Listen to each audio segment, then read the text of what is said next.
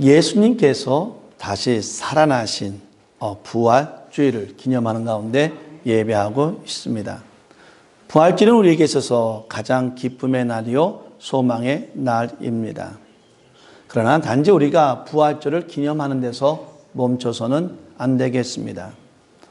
우리는 부활의 능력을 체험해야 되고요. 부활을 통해서 하나님이 우리에게 주시는 사랑을 체험해야 되고요. 부활을 통해서 우리와 같이 동행하시는 예수님을 느껴야 합니다.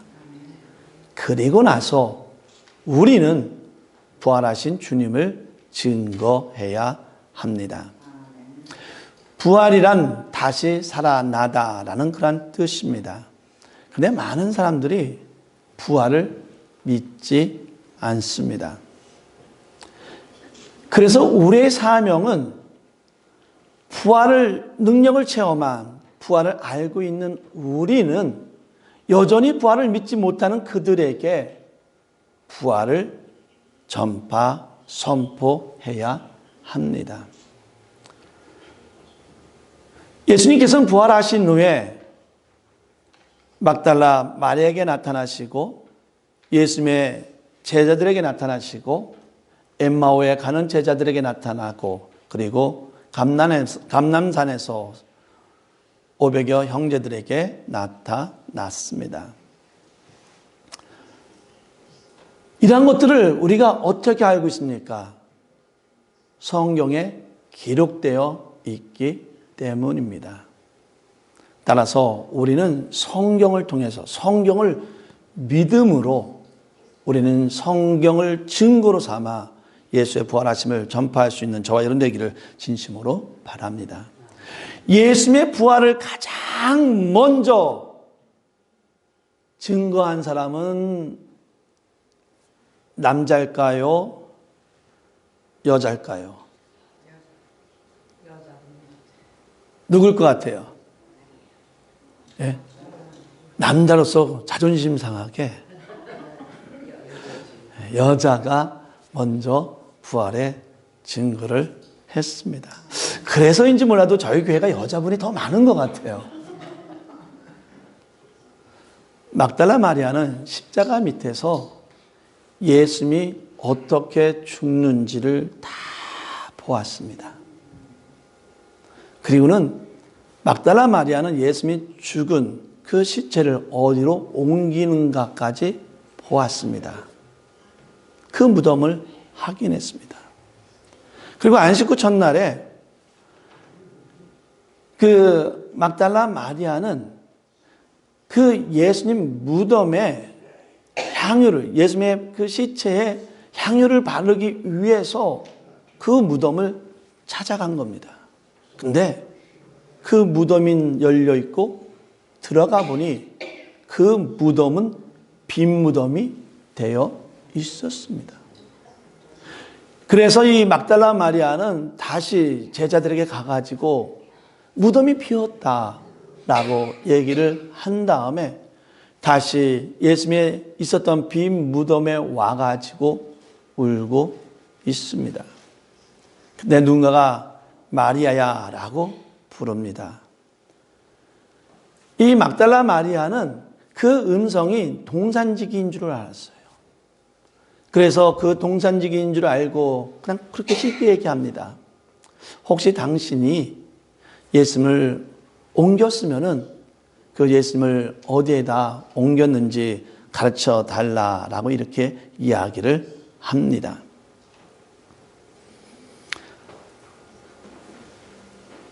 이 막달라 마리아는 예수님이 부르시는 그 마리아라는 그 이름을 통해서 예수님의 모습을 보게 됩니다. 예수님이 살아나심에 그는 너무나 기뻤고 너무나 즐거웠고 너무나 감사했습니다. 사랑하는 성도 여러분, 예수님께서는 지금 울고 있는, 어쩌면 예수님이 죽었기 때문에 우리에게는 아무런 소망이 없다고 생각하는, 어쩌면 나에게 아무런 희망이 남아있지 않다고 생각하는 그 마리아를 불렀습니다. 이 부활주일날 예수님께서는 여러분을 부르는 줄 믿습니다. 어쩌면은 외롭고 어쩌면은 쓸쓸한 미국 생활하면서 지쳤던 우리의 모습을 보면서 또 여러 군데에서 상처를 받은 우리를 바라보면서 예수님은 마리아라고 불렀던 것처럼 우리를 부르십니다. 사랑하는 성도 여러분, 이 부활절을 맞이해서 예수님이 우리를 각자 부르는 그 이름을, 우리를 각자 부르는 그 은혜를 체험하기를 바라고, 그 체험을 통해서 우리가 더욱더 믿음 안에서 감사함으로 살아갈 수 있는 저와 여러분 되기를 진심으로 바랍니다. 주님께서는 마리아에게 말을 합니다. 너는 내 형제들에게 가서 이르되 내가 내 아버지 곧 너희 하나님께로 올라간다 하라고 말씀을 하라고 합니다.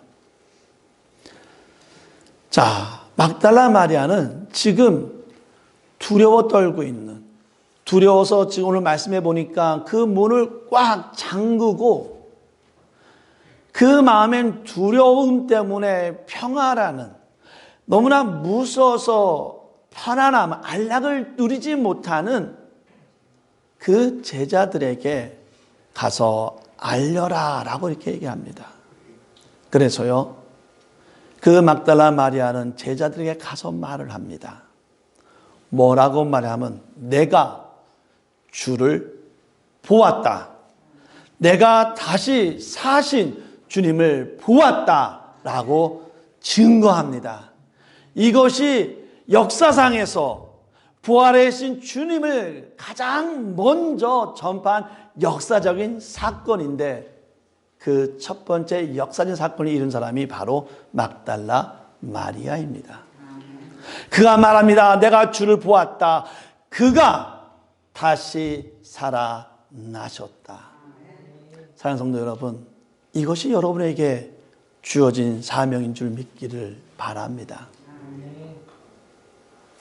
예수가 다시 살아나셨다.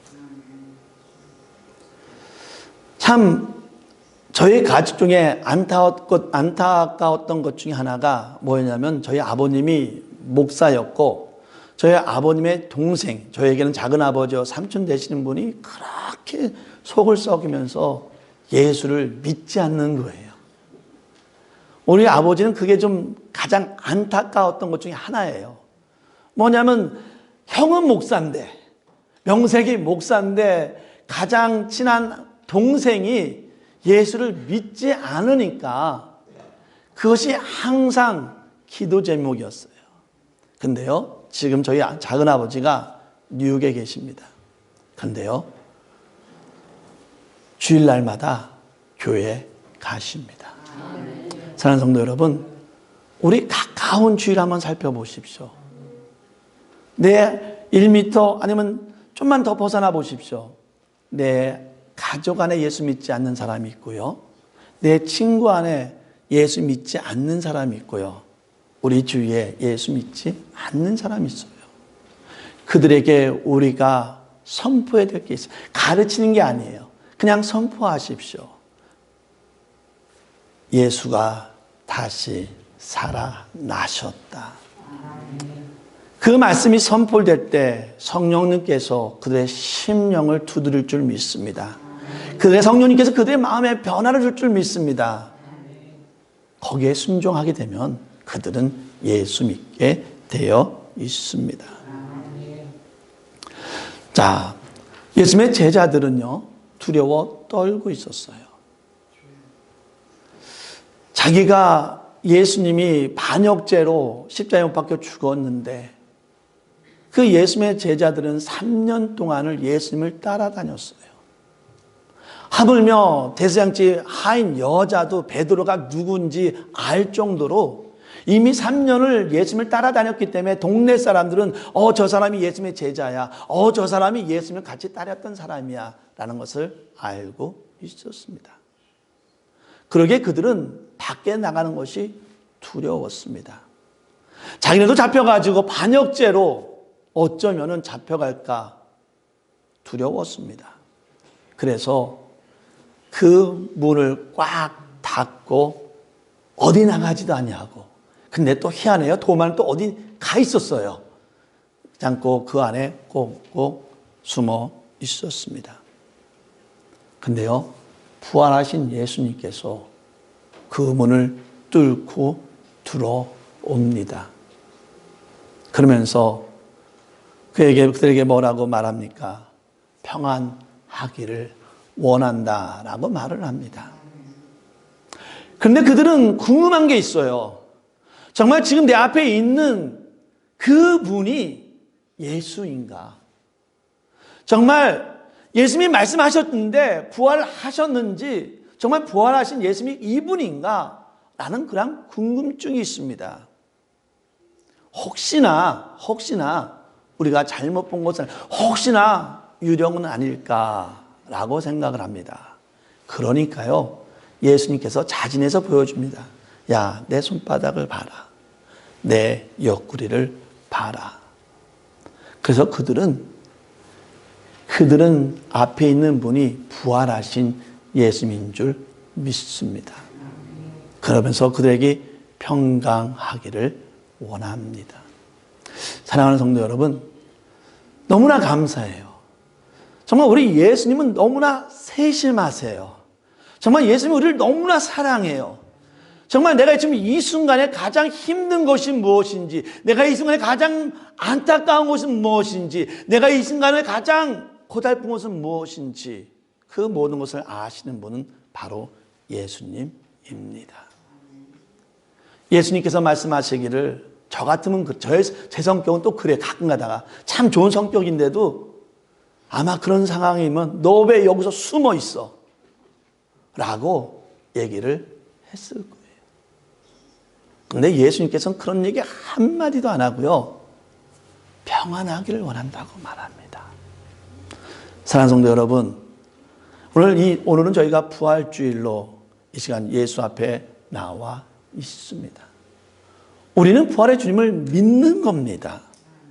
혹시 부활의 주님을 믿으면서 여전히 내 삶 때문에, 여전히 여러 가지 문제 때문에 평안을 잃어버리고, 혹시 나 홀로 고독이 문제와 다투고 있습니까? 이 시간에 여러분 심령 가운데 평안하기를 원하는, 평안을 주기를 원하는 예수님의 음성을 듣기를 바랍니다. 이 시간에 우리에게 평안을 원하는 부활하신 능력의, 부활하신 주님을 만남을 통해서 내가 누리지 못하고 있는 평강을 누릴 수 있는 저와 여러분 되기를 진심으로 바랍니다. 도마가 그랬어요. 나는 예수님의 손과 옆구리를 만지지 않고는 믿지 못하겠다.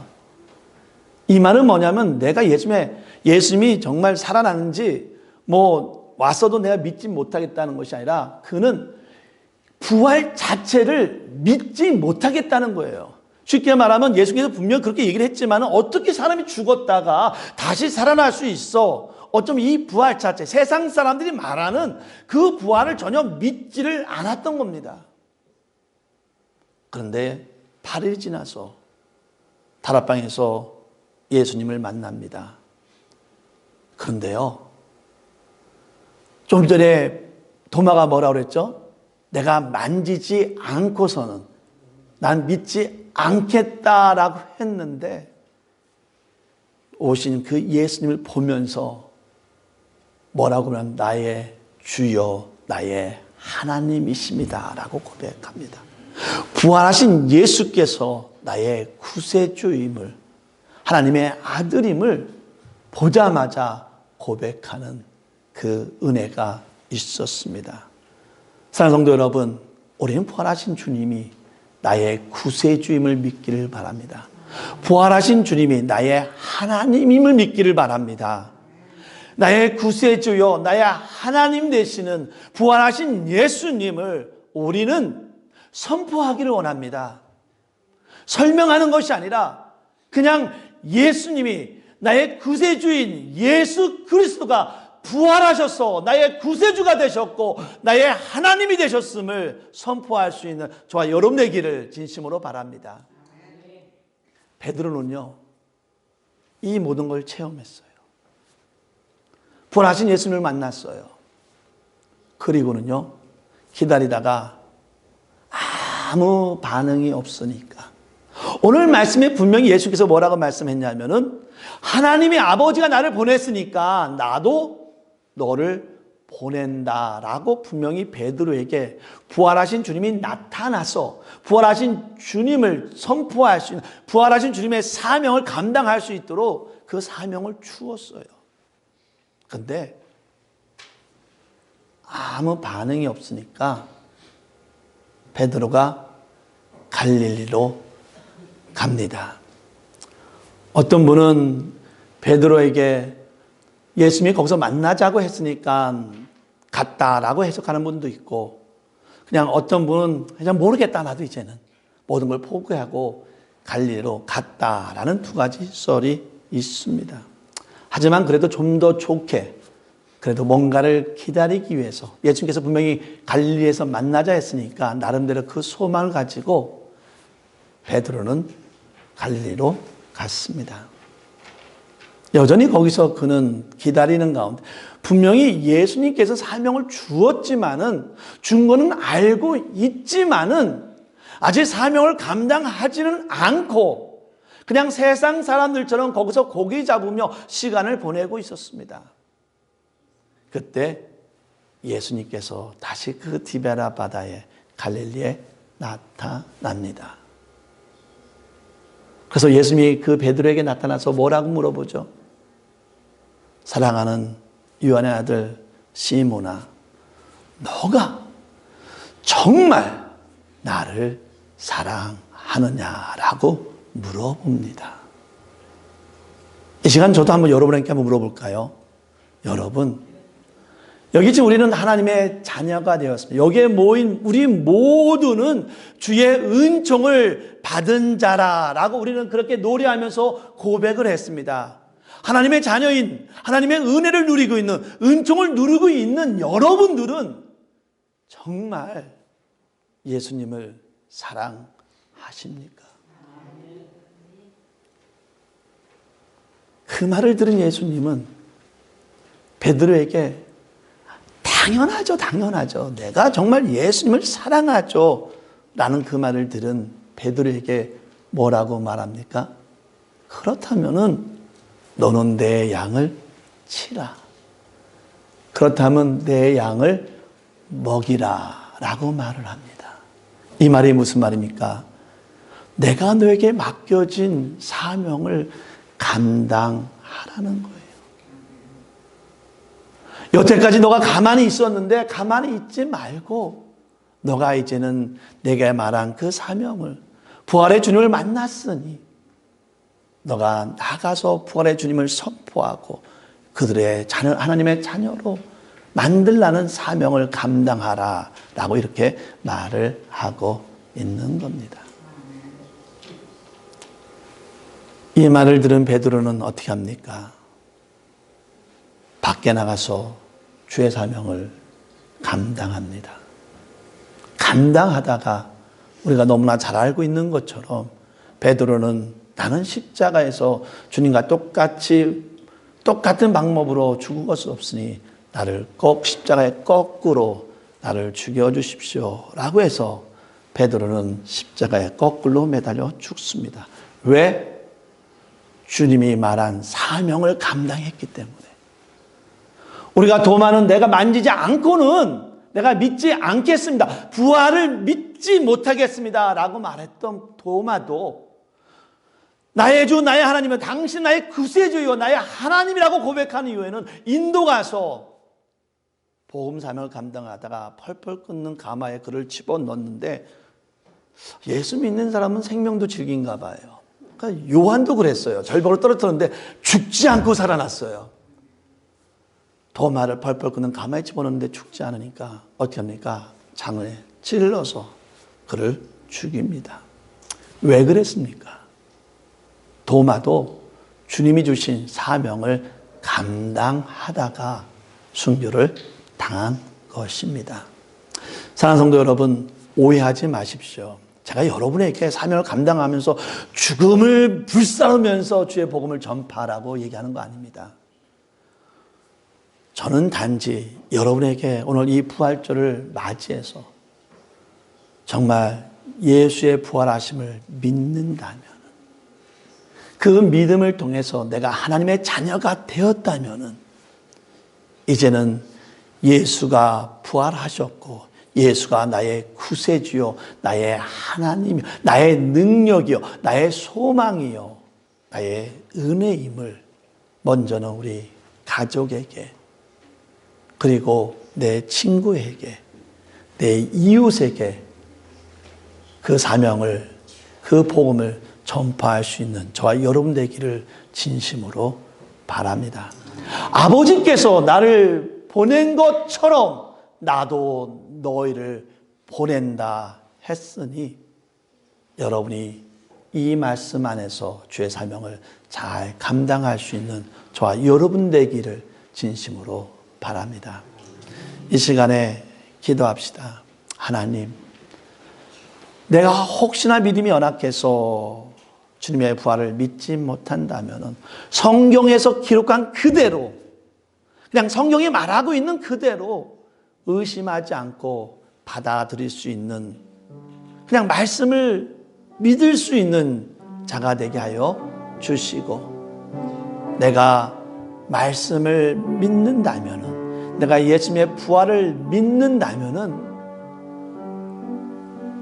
나를 복음을 전하기 위해서 보낸다는 그 말씀처럼 하나님, 내가 내 가족에게, 내 친구에게, 이웃에게 부활하신 주님을 전달할 수 있는, 선포할 수 있는 자가 될 수 있도록 인도하여 주시고, 이 복음을 선포할 때마다 성령님께서 역사하셔서 성령의 감동으로 그들이 변화되게 하여 주시옵소서. 우리 잠깐 기도하고 제가 기도하도록 하겠습니다. 기도합니다. 할렐루야. 사랑이 많으신 하나님 아버지, 참으로 감사합니다. 이 부활주일날 주 앞에 나와서 귀한 예배할 수 있도록 인도하여 주셨으면 너무나 감사드립니다. 하나님,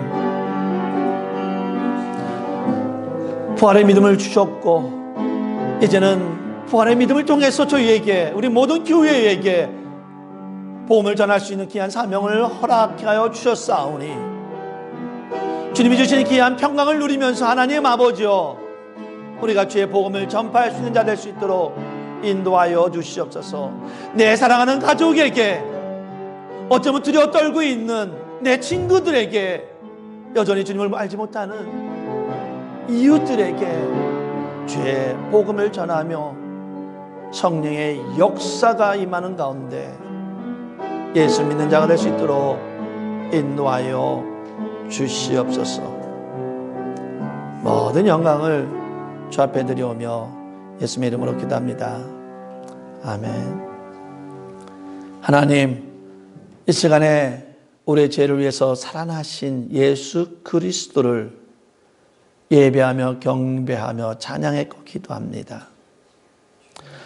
주님의 부활을 통해서 저에게 소망을 허락해 주셨고 희망을 허락해 주셨고 능력을 허락해 주셨사오니 먼저는 주님의 부활을 믿는 자가 되게 하여 주시옵소서.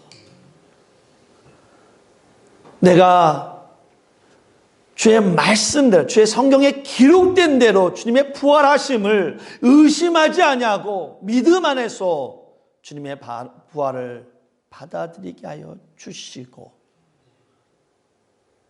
주님의 부활하심을 믿는다면은 이제는 주님의 말씀처럼 주님의 말씀을 선포할 수 있는, 부활하심을 전달할 수 있는 우리 증인이 될 수 있도록 인도하여 주시옵소서. 내 사랑하는 자녀를 감싸 안기를 원합니다. 내 사랑하는 가족을 품기를 원합니다. 그 사랑 안에서 예수가 부활하셨음을, 예수가 우리의 구세주임을 선포하게 하여 주시고, 더 나아가서 우리 어쩌면 삶 가운데 두려워 떨고 있는 우리 친구들과 우리 이웃들에게 예수님이 부활하셨습니다. 예수 안에는 소망이 있습니다. 예수 안에는 희망이 있습니다. 예수 안에는 새로운 생명이 있습니다를 선포할 수 있는 우리 증인자가 될 수 있도록 인도하여 주시옵소서. 복음이 선포될 때마다 성령님께서 역사하여 주시고 그들이 감동되게 하여 주시옵소서. 이제는 우리 살리기 위해서 예수를 보내주신 하나님의 은혜와 우리가 구원을 얻을 수 있도록 우리의 모든 죄를 용서하기 위해서 십자가에 죽으신 예수 그리스도의 사랑과 우리가 온전하고 거룩한 삶을 살아갈 수 있도록 인도해 주시는 성령님의 교통하심이, 내가 부활을 믿고 부활의 복음을 전파하겠다고 다짐하며 나아가는 우리 모든 교회와 성도 위에 영원히 있기를 간절히 축원하나이다. 아멘.